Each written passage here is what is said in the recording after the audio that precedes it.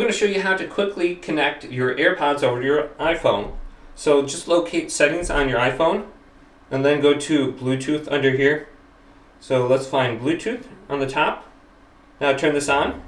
Then go to your case for your AirPods and open this up. And make sure your AirPods are inside. Then you want to make sure this white light is blinking on the inside of here. So place your AirPods in the case and then hold down the little button on the back here of the case.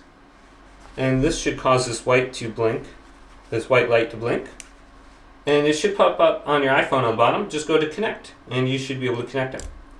And you can see my AirPods on the bottom when I have the case open.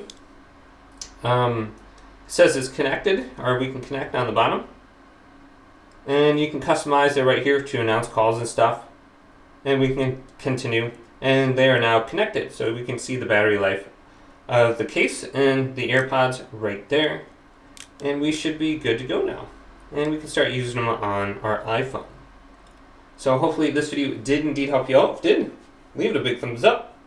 And subscribe to my channel down below for more tech videos coming up next on Your Six Studios.